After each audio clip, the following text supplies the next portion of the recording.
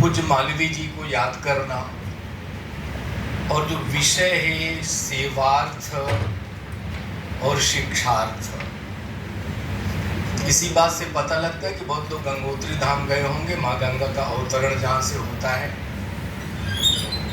और माँ गंगा धीरे धीरे हिमालय से चल करके अपने 2500 किलोमीटर की यात्रा पूरी करती हैं और काशी में भी प्रकट होती हैं।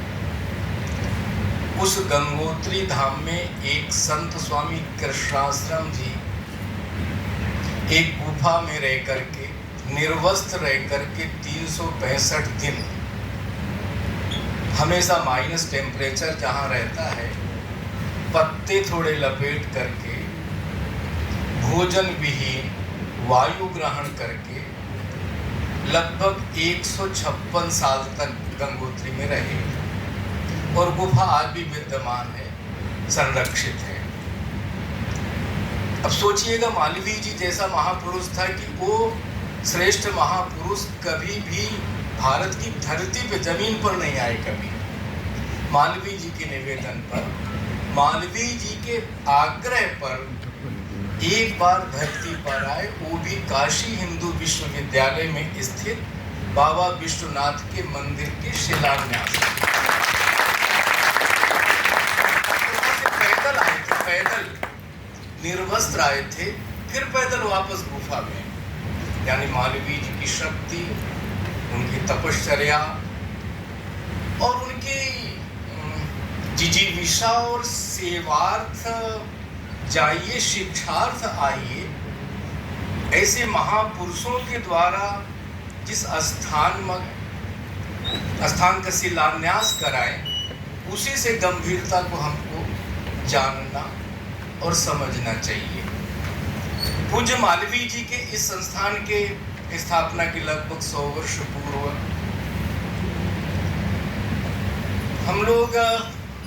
हम सब चर्चा करते हैं, कई बार सुना, बात पुनरुक्त हो सकती है कि उसमें काले ने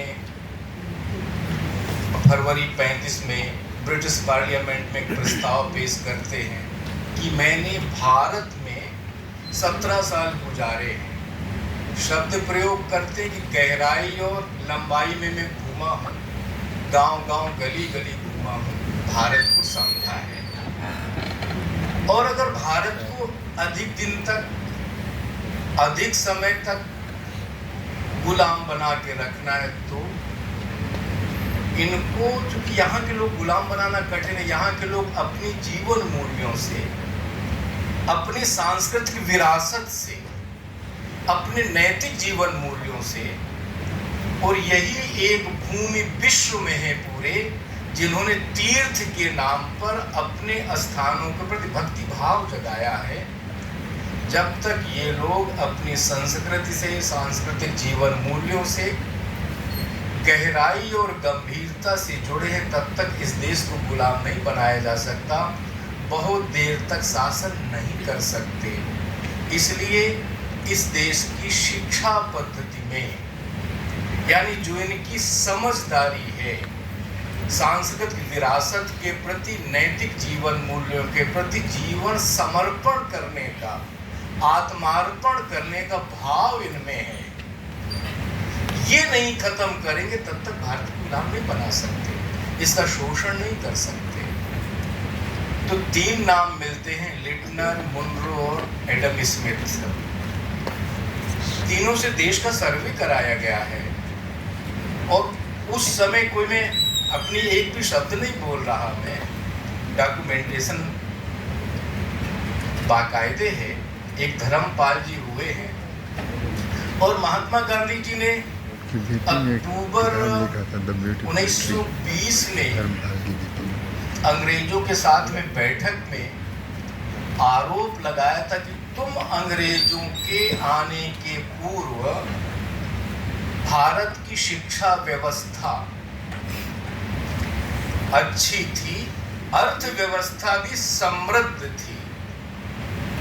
इस बात को शशि थरूर बड़े विवादित सांसद हैं, उन्होंने भी बोला था, माननीय मोदी जी ने तारीफ की थी उनकी बातों का, कि इनके आने के पहले आज जो अमेरिका और चाइना का विश्व की अर्थव्यवस्था में जो योगदान है, हिस्सेदारी है लगभग 24-25% की, वो भारत की अकेले होती थी। मैं नहीं कह रहा, ध्यान रखिएगा, ये सब डॉक्यूमेंट कह रहे हैं आपके। तो गांधी जी पर आरोप लगाया गया कि बुढ़ा ये सेंसेशन फैला रहा है, गलत बयानी कर रहे हैं, झूठ बोल रहे हैं। गांधी जी ने कहा था यदि मेरी बात असत्य निकले तो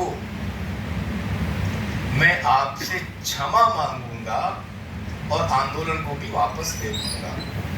अगर गलत निकले तो आप अपने डॉक्यूमेंट खोजो। तो इस बात को कहीं धर्मपाल जी अभी हुए तो उनके दिमाग में बात चढ़ गई और वो इंग्लैंड चले गए और भारत के डॉक्यूमेंट्स की जो लाइब्रेरी है 18 साल के लिए घुस गए।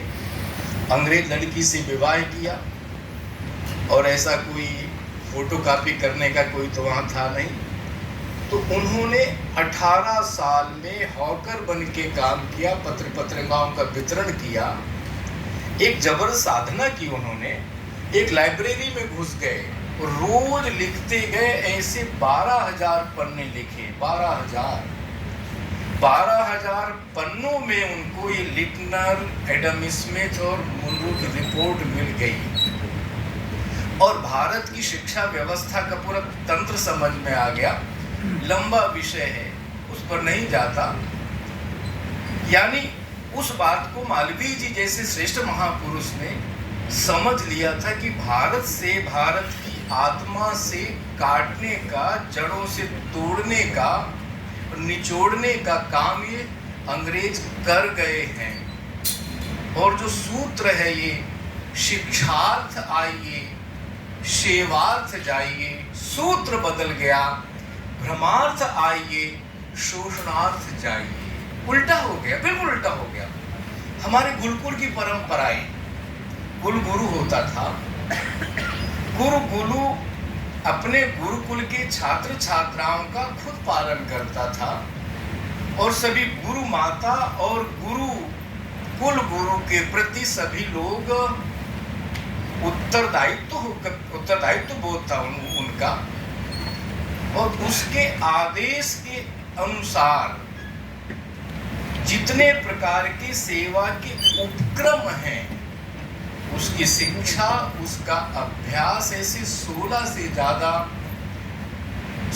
ज्यादा माने आवश्यक फैकल्टीज होती थी उनकी।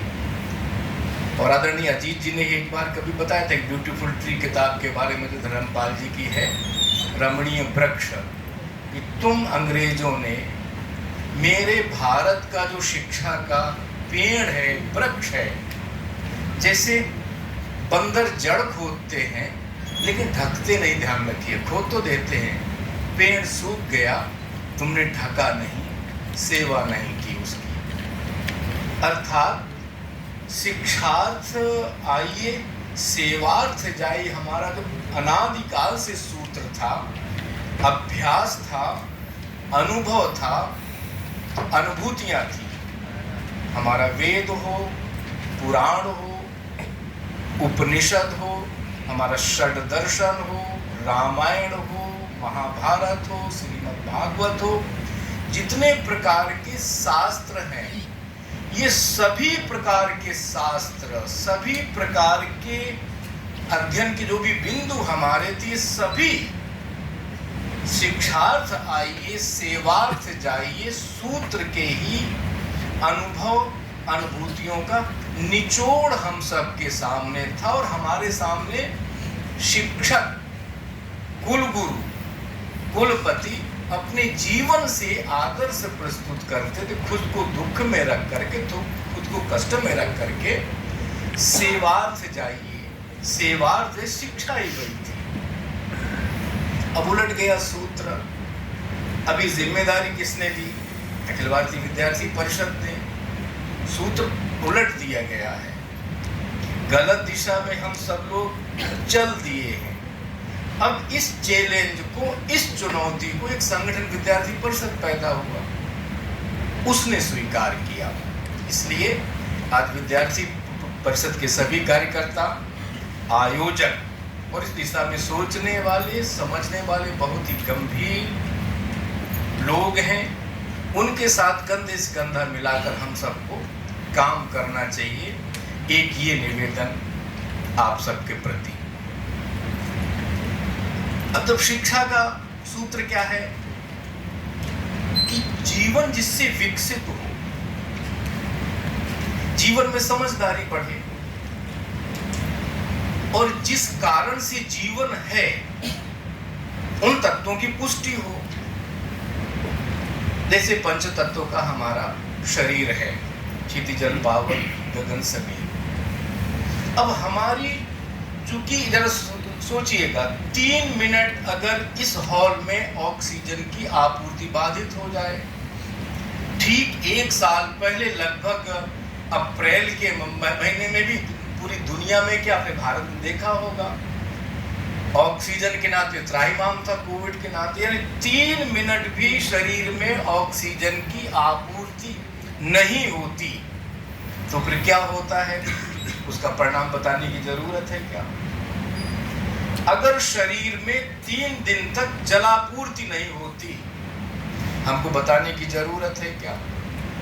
अगर 3 सप्ताह अन्न की आपूर्ति नहीं होती शरीर में, फिर क्या होता है? शायद इसी विश्वविद्यालय में कभी के.डी. अग्रवाल जी होते थे, बाद में स्वामी सानंद के रूप में रहे, अनशन किया माँ गंगा के लिए, और 2 साल पहले सबको ध्यान होगा 125 दिन उन्होंने अनशन किया। जिस दिन कहा कि मैं आज से जल भी छोड़ दूंगा, ठीक 5वें दिन, याद रखिएगा, ठीक 5वें दिन उनका शरीर पूरा हुआ। यानी जो हमारे पंच तत्व हैं, पंच तत्व के संरक्षण संवर्धन के लिए, उसकी शुचिता और पवित्रता के लिए शिक्षा में कुछ है क्या? विकास की बात हो रही है, हो, लेकिन भैया विकास हमारी शिक्षा में, अगर मेरा शरीर जो भी ईश्वर करे 100 साल हम सबको दे, अगर 3 मिनट ऑक्सीजन की व्यवस्था का सूत्र हमारी शिक्षा में नहीं है, तो हम शिक्षा को क्या करेंगे आप बताइए? शुद्ध भोजन की बात कहीं नहीं है, शिक्षा का क्या करेंगे? शुद्ध जल की बात नहीं, शिक्षा का पंचभूत बिना। अब जैसे सूत्र क्या कहता है कि जिस चीज से जो चीज निर्मित होती है, अब जैसे कपड़ा पहने बैठे हैं, आपका कपड़ा फटेगा तो तार से थोड़े सिलेंगे आप उसको, कपड़े का सूत ही चाहिए ना। मिट्टी का घर है, मिट्टी के लेवल से रिपेयर उसका होगा। माने जिस चीज से जो चीज निर्मित होती है उसका रिपेयर तो उसी से होता है। अर्थात पंचभूत हमारा ये शरीर है, उसका रिपेयर कैसे होगा? तो पंचभूत की शुद्धि से होगा। कहीं ये सूत्र में है क्या? अर्थात शिक्षा में जब तक ये नहीं होगा कि हम पंचभूत की शुचिता, पवित्रता, संरक्षण, संवर्धन किसी भी कीमत पर करेंगे, तब ये सूत्र बनेगा, शिक्षार्थ आइए सेवार्थ जाइए। नहीं, सूत्र क्या बनेगा? भ्रमार्थ आइए शोषणार्थ जाइए। इसी नाते हमारी भूमि में, हमारे दर्शन में सूत्र था ऋणत्रय विमुक्तार्थ। 3 ऋण कौन से हैं? मातृ पितृ ऋण कहा गया ना। बड़ा गंभीर विषय है। क्या सोचो, अनंत आत्माएं इस ब्रह्मांड में विचरण कर रही हैं, परिक्रमा कर रही हैं, चक्रमण कर रही हैं। जैसे हवाई जहाज कई बार देखते होंगे कि आसमान में घूमता है 2 घंटे, जो कि नीचे प्लेट हो, नीचे का एयर स्ट्रिप खाली नहीं है, अनंत आत्माएं घूम रही हैं। हमारे पूज्य माँ पिता उन्होंने कृपा की कि हमको धरती पर अवतरित होने दिया, उन्होंने अवसर प्रदान किया। और मैं प्रतापगढ़ में प्रचारक था, 88 की बात है, जाड़े का समय था। और जाड़े में एक हमारे श्री भगवान पटेल जी मुख्य शिक्षक थे, चाय बेचते थे जो स्टेशन में। हम लोग चाय पीने 8-10 कार्यकर्ता चले गए और रात का 12 बजा था, शीत लहर थी पूरी, ऐसी बेंच स्टेशन में होती है, बैठ गए हम लोग। अचानक नीचे से कुछ आवाज, कुनकुनानी आवाज, खरखराने की आवाज आई। हाथ डाला तो एक छोटी सी बच्ची, कुछ घंटे की रही होगी, रुई जैसा कुछ था, नीला पड़ गया शरीर। जल्दी से भागे हम लोग। इस प्रांत के लोग जानते होंगे, प्रतापगढ़ का जो गोपाल मंदिर का संकाल है, ठीक सामने डिस्ट्रिक्ट हॉस्पिटल वहाँ पर है, गए जच्चा बच्चा कहने में गए। 12 बजा था रात का, तो उनका साथ में कोई बहन एडमिट होना चाहिए। अब आधी रात में बहन कहाँ से लाए, नौजवान कार्यकर्ता हम सब लोग। तो मैंने कहा मैं ही एडमिट हो जाता हूँ, और मैं एडमिट हुआ। लाल रंग का कंबल मिलता तो उस समय, अब क्या मिलता मुझे पता नहीं अस्पतालों में। अब 24 घंटे जो भी मानवीय प्रबंध था किया जा सका, जो भी संभव था, पैसे थे, दवा थी, जो भी डॉक्टर टीम थी, और हम लोग नहीं बचा सके। क्यों नहीं बचा सके? क्योंकि उस जन्मजात बच्ची को किसी कारण में नहीं बोलूंगा, किसी कारण से माँ की सेवा नहीं मिली, माँ के शरीर की ऊष्मा नहीं मिली, स्तनपान नहीं मिला, पिता के हाथ की सुरक्षा नहीं मिली, डॉक्टर से उसको औषधि नहीं मिली, वूलन कपड़ा नहीं मिला।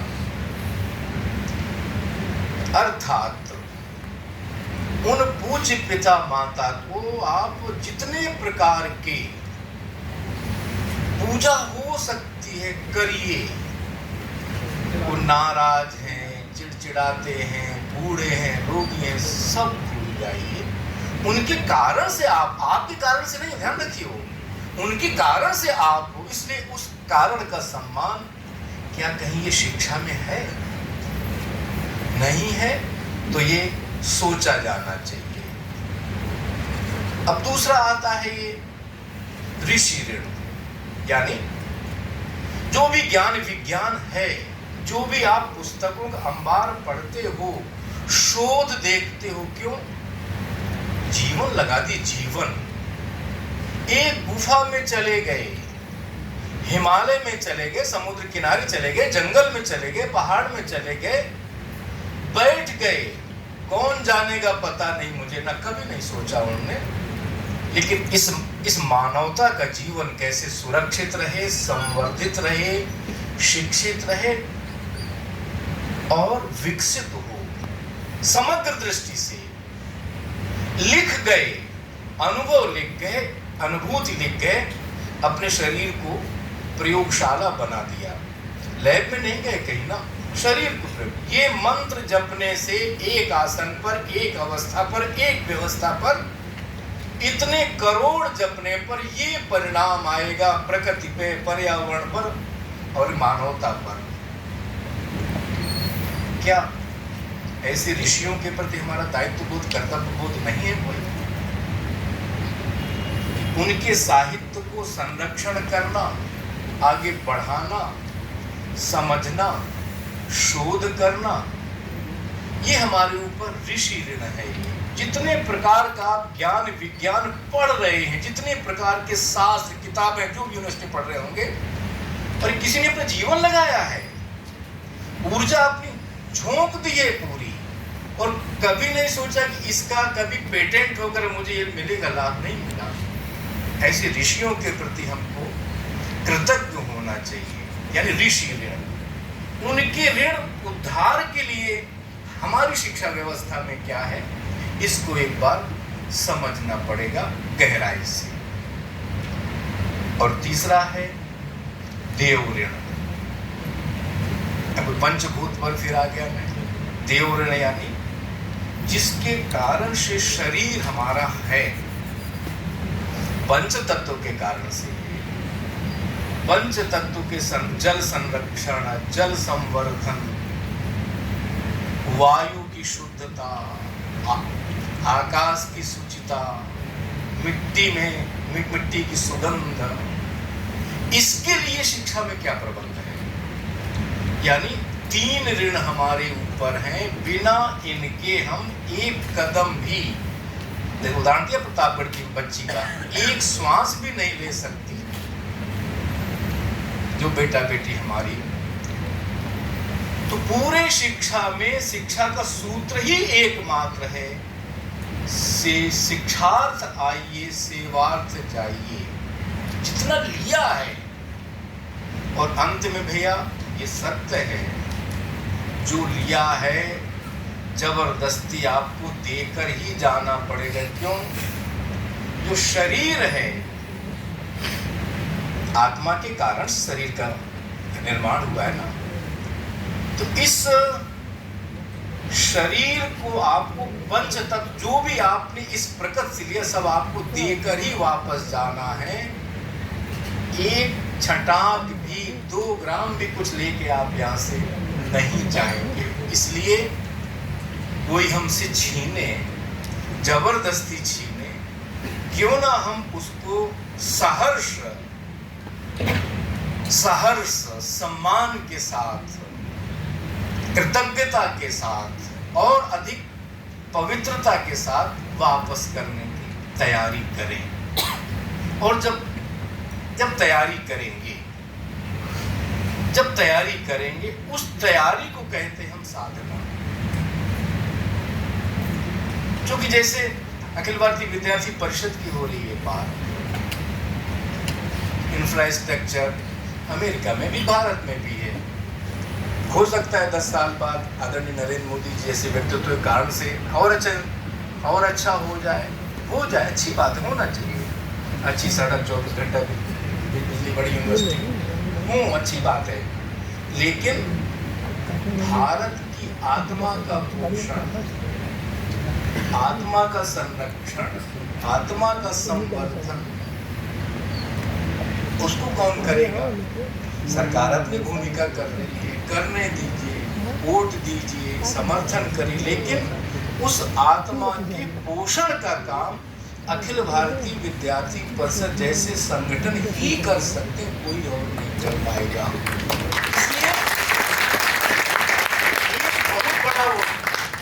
बहुत बड़ा वर्ग, केवल हम शरीर नहीं है।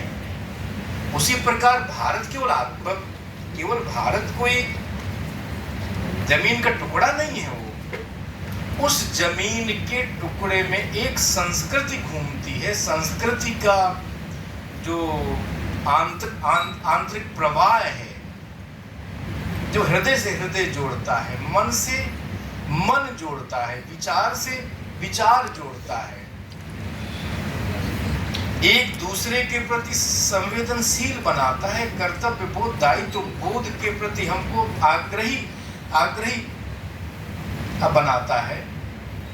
और जो लोग संस्कृति से कटते हैं, बस एक बात कह के बात पूरी कर देता हूँ कि पिछले साल अभी भी चर्चा, डॉक्टर जोशी जी सब लोग बैठ के, राणा जी, कोरोना की त्राहिमाम की चर्चा कर रहे थे।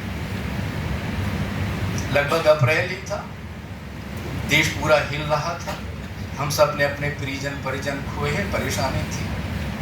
लेकिन उस परेशानी के समय भी आप विद्यार्थी परिषद के कार्यकर्ता, आप लोग तो घर से निकल गए, न जीवन की परवाह की, न जो परिवार की परवाह की आपने।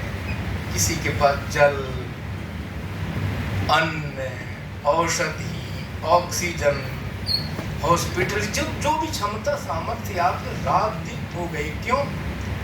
क्योंकि आपको एक संस्कार मिला था भारत के लोगों, ये मेरे अपने हैं, मेरा कोई खून का रिश्ता नहीं होगा ना,